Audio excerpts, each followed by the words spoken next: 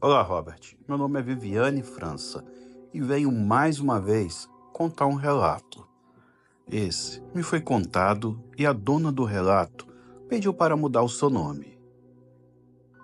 Bem, essa história é de quando Dona Raquel era jovem e estava recém-namorando com um motorista de caminhão que carregava cana-de-açúcar. Eu vou chamá-lo de José. Eles moravam em um engenho chamado Soledade, que fica próximo à Vitória de Santo Antão. E nesse engenho também residia um rapaz, eu vou chamá-lo de Benedito. Benedito era um operador de carregadeira, uma máquina que serve para recolher a cana já cortada e colocar dentro do caminhão. Raquel e José seguiam suas vidas normalmente, até que Benedito começou a reparar em Raquel. Todo cheio de floreios na voz, dava em cima de Raquel, mesmo sabendo que ela era comprometida. Ela nunca deu trela e sempre botava ele em seu devido lugar. E por ser um engenho, era um lugar pequeno. E como todo lugar pequeno, se uma pessoa espirra, na entrada do lugar, quem está na saída deseja saúde. E todo mundo sabe o que acontece com todo mundo. José ficou sabendo sobre o Benedito rondando sua Raquel. Por ela não dar trela e ter botado ele em seu devido lugar, José deixou passar, mas não ia com a cara desse sujeito de jeito nenhum. Cada um foi vivendo sua vida. Em um determinado dia, Benedito saiu para beber em outro lugar, chamado Engenho Pitu, com alguns amigos. Na volta, aconteceu um acidente e Benedito acabou perdendo a vida. Em um instante, a notícia espalhou em Soledade e Raquel ficou sabendo e contou para José. E nessa hora, José falou: "Oh, coisa boa, hein?" Raquel repreendeu: "Tu não diz isso não, rapaz. Por errado que ele fosse, ninguém deve dizer que é bom a morte de ninguém, não." José, aperreado, respondeu: "Oxe, e tu ainda tá com pena, né? Foi bom e foi bom mesmo." Raquel preferiu se calar. Quando foi de noite, José se aprontou para ir ao trabalho. E o que aconteceu com ele, ele contou na volta para Raquel. Nesse engenho tinha uma porteira. E a ordem do dono do engenho era para que quem passasse deixasse a porteira fechada, porque ele criava bois e perto da porteira tinha um mata-burro. Se a porteira ficasse aberta, os bois podiam passar e cair no mata-burro e quebrar a perna. E o trabalhador que deixasse aberto e algum boi dele caísse lá, o trabalhador teria que prestar conta a ele. Então, José, na saída do engenho, desceu do caminhão e foi abrir a porteira para poder passar. Essa porteira, quando era aberta até no canto, ela ficava aberta por arrastar um pouco no chão. Então, as pessoas abriam, passavam o veículo e depois voltavam para fechar.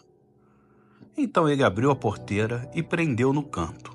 Entrou no caminhão para poder passar e na hora que ia botar marcha e sair, viu a porteira começar a se fechar, rangendo bem alto. Aí ele disse: "Oxe, essa peste não fica não?" Ele desceu e abriu de novo. Quando entrou no caminhão, a porteira estava fechando de novo. Nessa hora, ele falou aquele palavrão que só atrai coisa ruim. Desceu novamente do caminhão, abriu a porteira pela terceira vez e falou: "Agora fica aí, desgraça." Dessa vez, ele nem chegou no caminhão. Quando estava voltando, ele ouviu o barulho da porteira bater com tudo se fechando. Nessa hora, ele se arrepiou todo e prestou atenção que não era coisa desse mundo. Ele disse que primeiro sentiu um frio e depois uma quentura. Nessa hora, ele se agarrou com Deus e foi orar. E também pediu ajuda e fez oração para São Cristóvão, que é o protetor dos motoristas. Ele foi fazendo oração e abrindo a porteira. E nisso, ele estava lá, sentindo a nuca toda arrepiada. Ele voltou para dentro do caminhão e ainda sentia a quentura e depois a frieza. Aí ele viu que tinha falado foi errado, pediu perdão e passou. Quando passou, levantou as mãos para o céu e agradeceu a Deus, e também pediu perdão pelo que disse. Ele foi para o caminhão e fechou a porteira, e começou a subir a estrada com destino à Lagoa de Itaenga. Ele disse que foi seguindo e viu, ao longe, o que parecia uma pessoa na beira da estrada, como se estivesse pedindo carona. De longe, ele disse que não dava para ver a cara da pessoa, porque a luz do farol só clareava do pescoço para baixo. Ele disse que tentava enxergar, apertava os olhos e nada. Quando chegou mais perto, a pessoa deu com a mão, fazendo sinal que queria carona. E, ainda assim, não dava para ver o rosto. Parecia que a imagem estava meio apagada.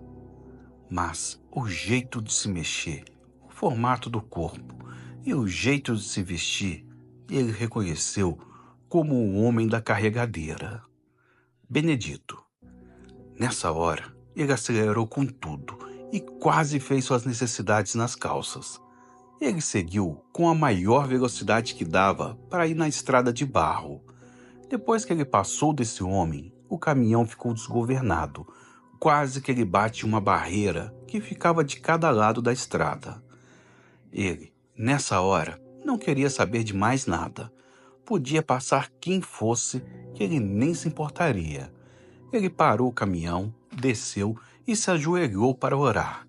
E ele disse que a partir daquele dia, ele nunca mais abriu a boca para dizer que foi bom a morte de alguém. Quando ele foi chegando no lugar que conhecemos como Mané Mãozinha, foi que o medo e a sensação de frieza e quentura foi deixando o corpo dele. Ele seguiu seu destino, prometendo a Deus que nunca mais faria isso e que os mortos mereciam respeito. Depois que ouvi essa história de ver quem morreu na estrada, lembrei de uma outra história que me foi contada quando eu era adolescente.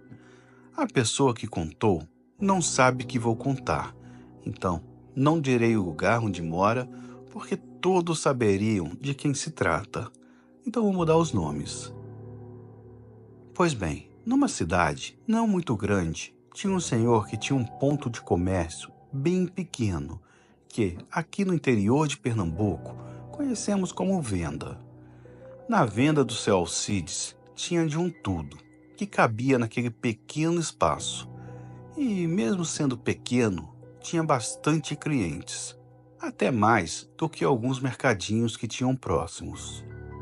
Isso sempre chamava a atenção de algumas pessoas, porque mesmo vendendo algumas coisas mais caras do que nos outros lugares, as pessoas não paravam de comprar lá. Daí, começaram a prestar atenção nele e no seu comércio. E depois de um tempo, perceberam um costume estranho que ele tinha, que era conversar com os sapos. Vez ou outra, tinha um sapo rondando a pequena venda e ai de quem maltratasse o bicho. Às vezes, era sapo pequeno, grande e tinha até cururu, e cada um com seu nome. As pessoas achavam graça, enquanto outras achavam estranho, mas sempre deixavam passar. Quando seu Alcide estava sozinho na venda e passava alguém na frente, podia ver ele conversando com algum sapo. Podia ser qualquer época do ano, mas sempre tinha um.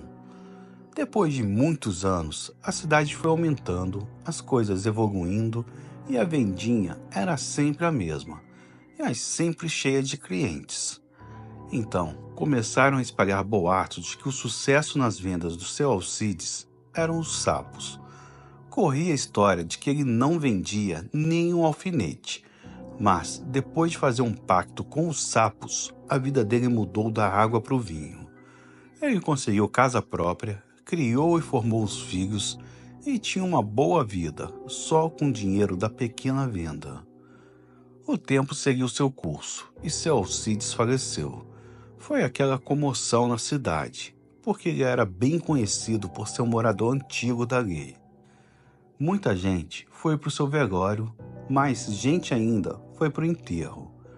Teve alguns carros que eram conhecidos como pau de arara, que foram alugados para levar as pessoas para o cemitério, de tanta gente que tinha. Alguns dias depois do enterro, a viúva percebeu que começou a chegar sapos na sua casa. Ela os expulsava com a vassoura como se varresse ele para longe. Com mais alguns dias, a quantidade de sapos aumentou e ela chamou um rapaz para tirar eles de lá. Com mais alguns dias depois, era uma infestação. Ela chamou mais 2 rapazes e disse para jogarem os sapos no rio o mais longe possível dali. E assim eles fizeram, mas nada adiantava. Cada vez mais ia aumentando a quantidade. Então, ela percebeu que não era normal e chamou seus filhos para mostrar. Passou muito tempo e nada deles conseguirem se livrar. Então, uma mulher que era entendida das coisas, que outras não eram, essa mulher disse para o filho mais velho ir na venda e dizer para o seu Zé que seu Alcides não ia voltar mais e que era para ele ir embora e levar os outros sapos. Seu Zé era o sapo que ficava sempre na venda. Era o que mais seu Alcides falava, um cururu enorme. O rapaz, já cansado da situação, nem discutiu. Antigamente, as pessoas sabiam que muitas coisas existiam. Então ele foi. A venda tinha ficado fechada desde o falecimento do dono. E, incrivelmente, o sapo ainda estava vivo lá dentro. O rapaz, com um pouco de cisma, olhou para o sapo e disse o que a mulher mandou. Empurrou o sapo com delicadeza para fora e foi embora. Depois desse dia, aos poucos, os sapos foram deixando a casa da viúva e a venda foi aberta depois de um tempo, mas não vendia nenhum alfinete, como antigamente, antes dos sapos. E tem gente que jurou que no dia do enterro, na volta para casa, viram seu Alcides em pé, na beira da estrada. E vez ou outra, falaram que viram ele pelas estradas andando, mas bem magro e seco, como um sapo que morre ao sol.